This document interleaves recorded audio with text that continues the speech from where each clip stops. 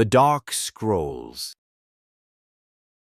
Some nights, if you listen closely in the drafty halls of ancient palaces, you might still hear their sighs, half lullaby, half lament.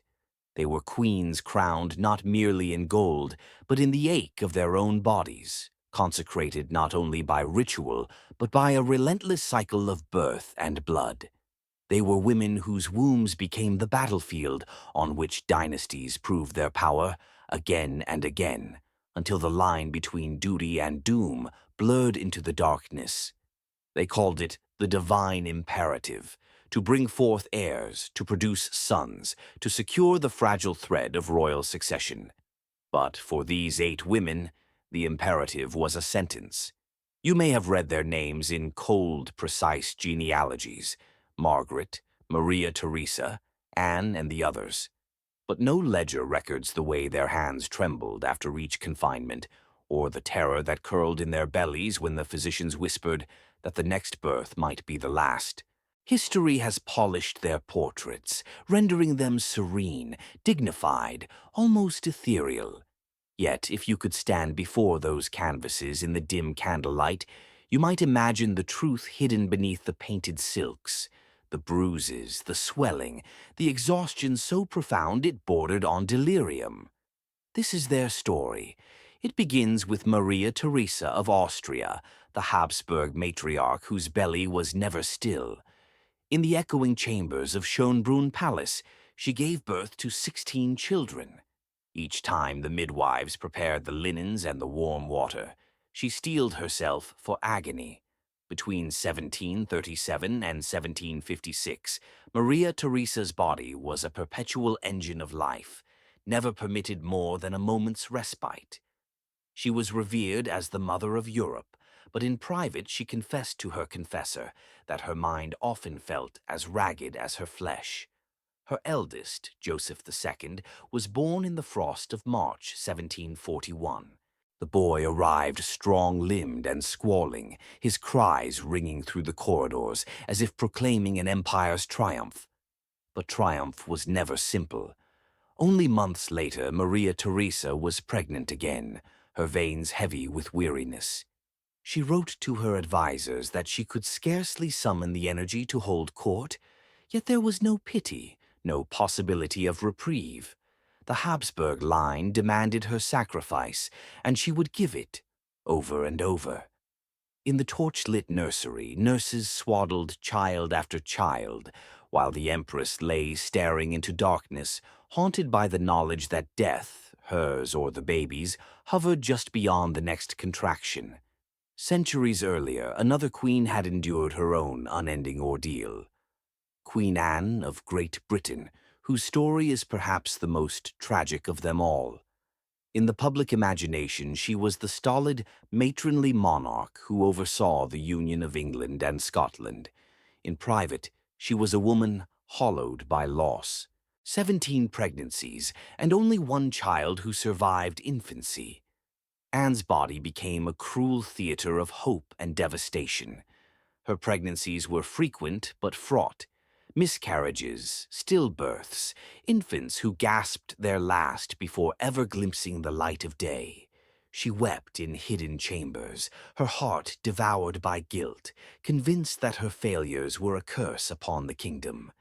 Each new conception felt less like a blessing and more like a sentence to await inevitable grief. Her son, William, Duke of Gloucester, lived just long enough to give her the illusion of reprieve.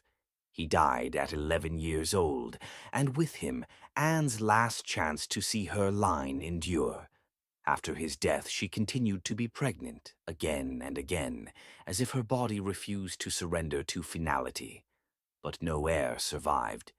Perhaps the most unsettling aspect of her story is the way it was treated, less as personal tragedy, more as public disappointment.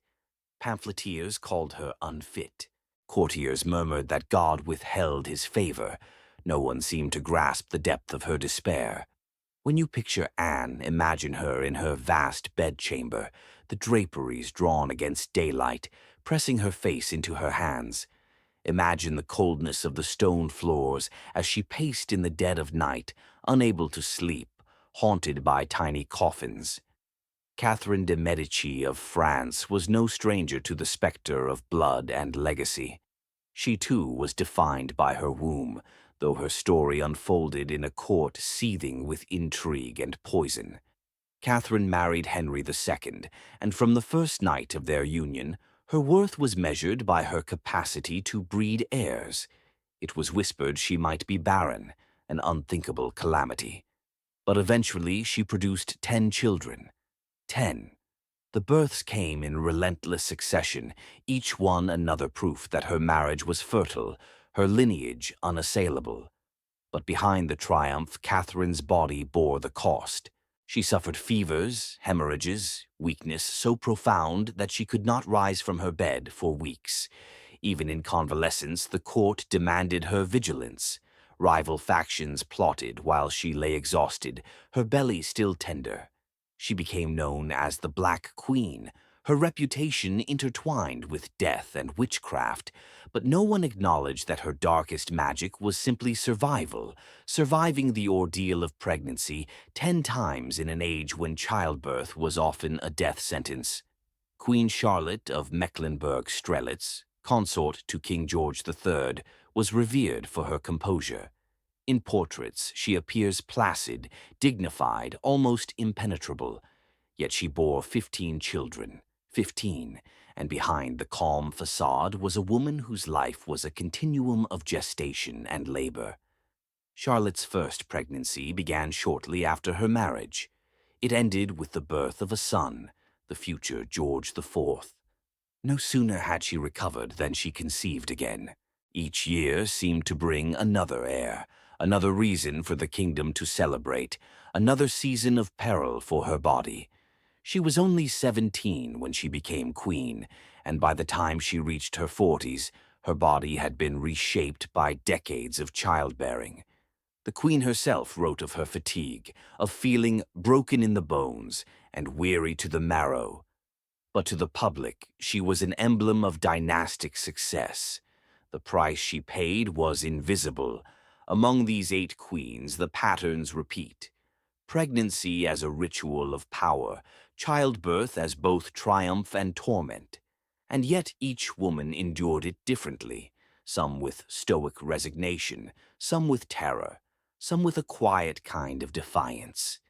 In the candlelit corridors of palaces, their children were counted like jewels.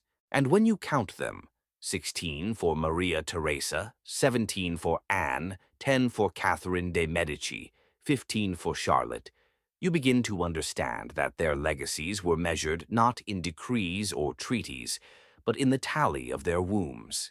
The names of the 8 queens and the number of their children stand as testament to the impossible demands placed upon them.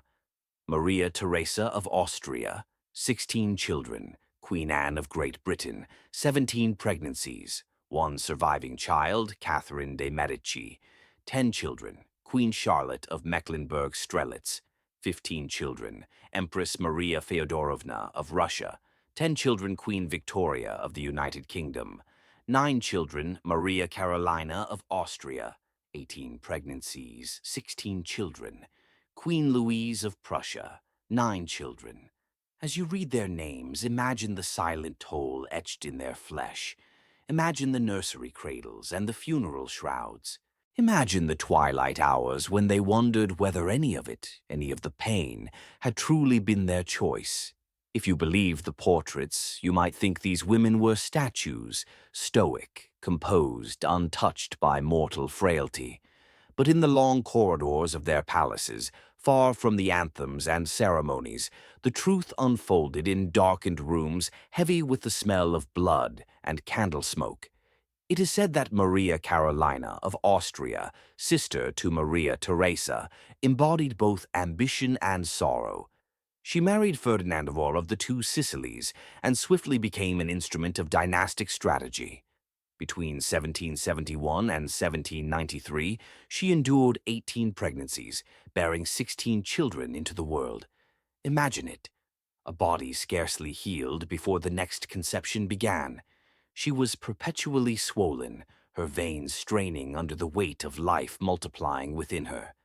When she walked, she often pressed a hand to her lower back, as if to brace herself against the burden. Each child was a political triumph, a token of her alliance to the Habsburg cause. But each birth also cost her something she could never reclaim. The court chroniclers praised her fecundity as though it were a virtue detached from suffering. Yet Maria Carolina herself confided to a lady-in-waiting that she often felt she was being hollowed out from the inside. 2 of her sons died in infancy. 3 daughters were claimed by epidemics. Still, she pressed on, her pregnancies a ceaseless tolling bell that marked the passing of her strength. Not far from her in the long ledger of queens stands Queen Louise of Prussia, consort to Frederick William III. She is remembered as a national heroine, beloved by her people for her grace and devotion. Yet her public image, noble and dignified, was only half the story. Louise bore 9 children, each birth greeted with relief by a nation anxious for continuity. But behind closed doors, she struggled with exhaustion so profound that she sometimes collapsed without warning.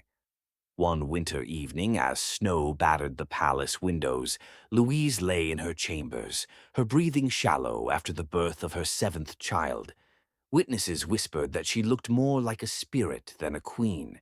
She recovered, but the ordeal etched new shadows into her gaze. She wrote letters in a delicate hand, describing the loneliness of her role. "They see me as a symbol, but I am only a woman who longs for peace from these unending labors." Queen Victoria of the United Kingdom is often celebrated as the paragon of imperial motherhood. Her reign defined an era, but her domestic life was governed by an unrelenting cycle of pregnancy and confinement. Between 1840 and 1857, she gave birth to 9 children. Her diaries reveal a complex relationship with motherhood.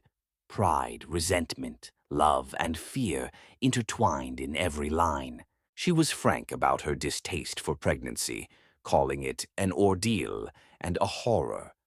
She found no romance in the reality, the swelling limbs, the nausea, the months of discomfort, and the terror of the delivery room. After the birth of her 9th child, Beatrice, Victoria confessed she felt used up. Yet in public, she had to project a vision of tireless fecundity, a queen whose family was as strong as her empire.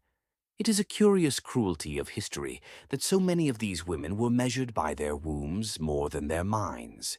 Their ability to bear sons eclipsed their intelligence, their ambitions, and their private anguish. Consider Empress Maria Feodorovna of Russia, born Sophie Dorothea of Württemberg. She married the future Emperor Paul I, and the court regarded her as an ideal consort. Between 1777 and 1798, she bore 10 children, 10 heirs to a dynasty that would soon be engulfed in turbulence. In the gilded halls of the Winter Palace, Maria Feodorovna was admired for her composure, but her correspondence paints a different portrait. "Each birth takes a part of me I fear I shall never recover," she wrote. "Yet I must continue, for to fail is to invite disgrace." Her pregnancies were complicated by fevers and prolonged labors. On more than one occasion, physicians whispered that she might not survive another confinement, but she did survive because there was no alternative. In the flickering candlelight of her chambers, she would cradle each infant, their faces so pale and fragile that she could scarcely believe they were alive. Sometimes they were not for long. Through these stories, you begin to perceive a pattern. The queen's lives became an endless ritual of conception, gestation, and birth. Each woman was enshrined as a matriarch, yet also imprisoned in a cycle she could not escape. They knew that the court's adoration was conditional. The moment they failed to produce an heir, or worse, bore a stillborn child, their value diminished. Their power was ephemeral, contingent on the next successful birth. Even the youngest among them were not spared. When Queen Charlotte bore her 15th child, she was nearly 42, her body worn from decades of sacrifice. She lay in a bed canopied in velvet, her breathing ragged. The attending physicians feared she would slip away before dawn. But she survived as she always had, silent, obedient, irreversibly changed. The public never saw the toll etched in their bones. The paintings depict them in diaphanous gowns, hands resting lightly on rounded bellies, as though pregnancy were no more taxing than wearing a crown. Yet in the hush before dawn, when the palace was still and the air cold enough to raise goose-flesh, these women knew a truth history preferred to forget, that their power came at the cost of their own flesh and spirit. They were queens, yes, but they were also the ghosts of their own making, haunted by the children they had lost, by the knowledge that they were loved only so long as they remained fruitful. Picture, if you can, Maria Teresa in her vast chamber, the moonlight silvering her lined face as she stared into the cradle of her 16th child. Imagine Catherine de' Medici pacing among flickering tapers, her body aching from yet another delivery. See Queen Anne, her hands folded over her belly, silently praying that this time the child might live. History writes their names in gilt and marble, but beneath it all they were women whose bodies became monuments to the ambitions of men. They did not choose this fate, but they bore it, again and again, until there was nothing left to give. As the centuries turned, new monarchs rose and fell, and empires crumbled to dust. But the specter of those queens never truly vanished.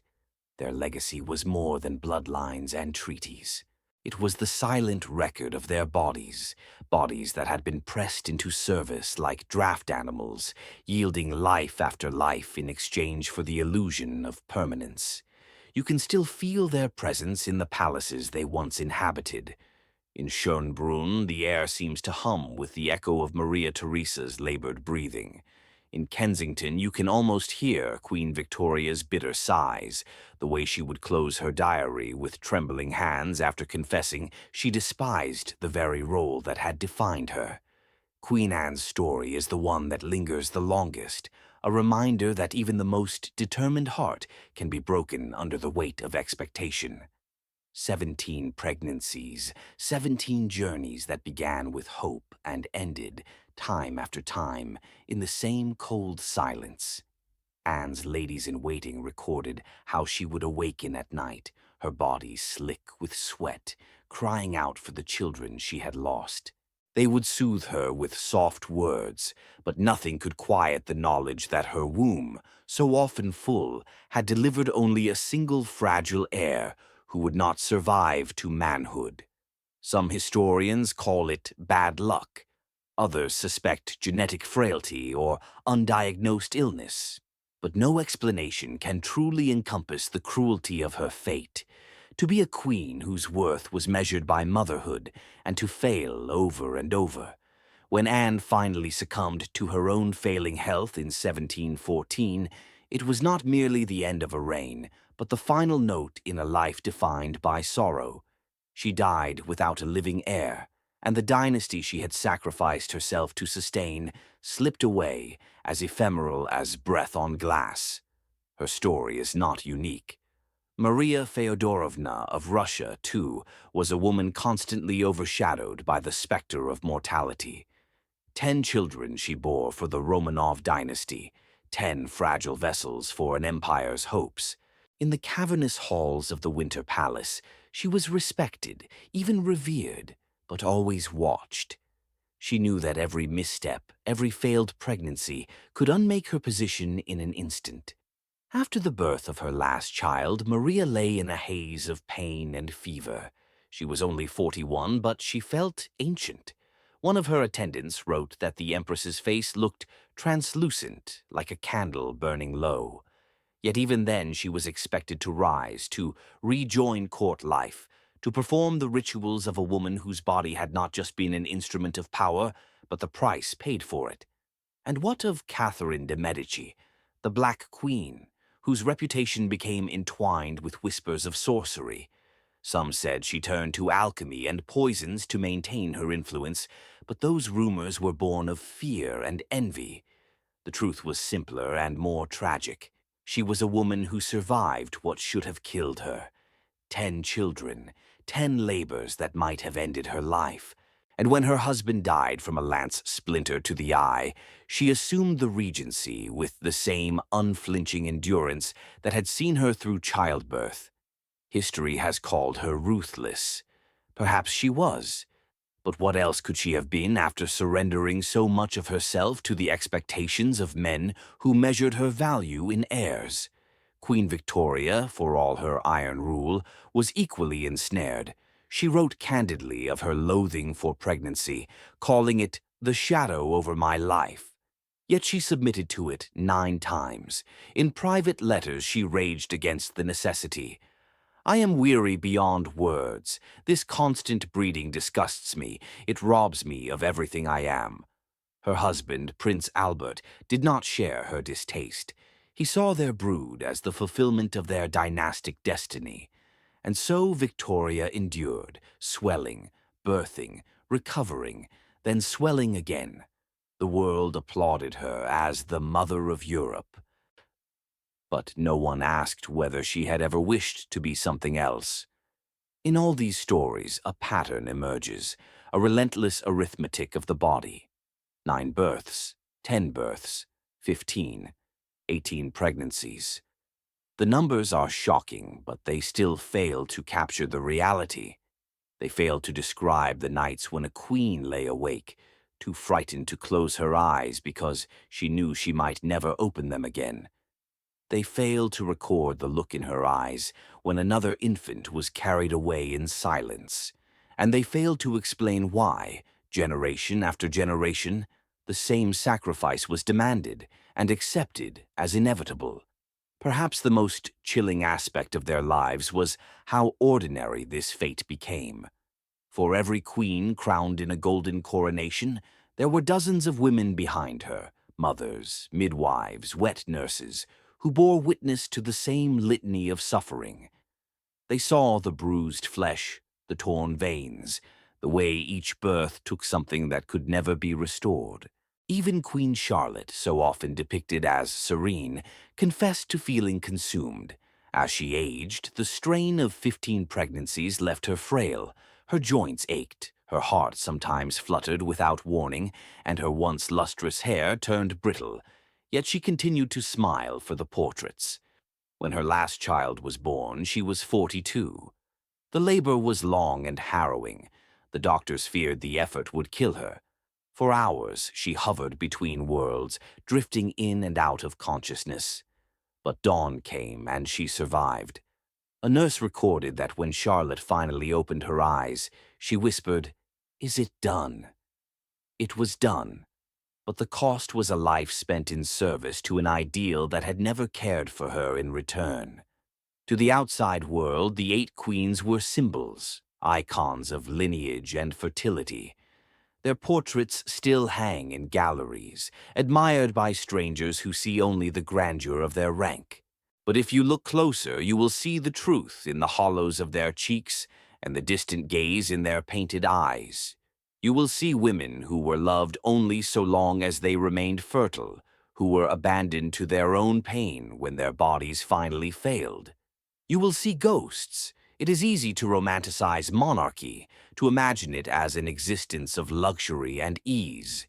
But these stories remind us that for centuries, royal women were little more than vessels, repositories for the ambitions of men and nations. They were crowned, adorned, celebrated, and then they were left to suffer in silence. If you walk the old palaces today, Schönbrunn, Versailles, Windsor, you might catch the echo of their presence in the hush of an empty chamber.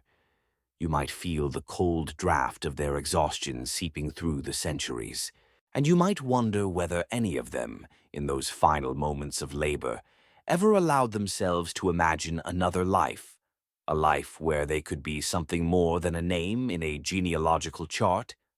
Maria Teresa, Anne, Catherine, Charlotte, Maria Carolina, Louise, Victoria, Maria Feodorovna, each of them bore more than children. They bore the weight of dynasties. And though the history books celebrate them as mothers of nations, it is worth remembering that they were also the unwilling martyrs of their own flesh. In the end, the palaces grew silent, the courtiers moved on, the heirs took the throne, and the queens slipped into memory, their stories reduced to footnotes. But somewhere beyond the gilded halls, their spirits endure, testaments to a truth too often ignored, that even the most exalted crown can be no more than a shackle. That power, when built upon the suffering of women, is nothing but an edifice of bone and sorrow, and that behind every lineage is a hidden ledger of pain, written in the secret language of mothers who were never given the chance to be anything more. Their names remain: Maria Teresa of Austria, 16 children; Queen Anne of Great Britain, 17 pregnancies, 1 surviving child; Catherine de' Medici, 10 children; Queen Charlotte of Mecklenburg-Strelitz, 15 children; Empress Maria Feodorovna of Russia, 10 children; Queen Victoria of the United Kingdom, 9 children; Maria Carolina of Austria, 18 pregnancies, 16 children; Queen Louise of Prussia, 9 children. And if you ever stand before their portraits, remember the truth hidden beneath the silks and jewels. They were queens, but they were also women who gave everything, sometimes even their lives, so the rest of us could call them history. Thanks for watching. Subscribe for more.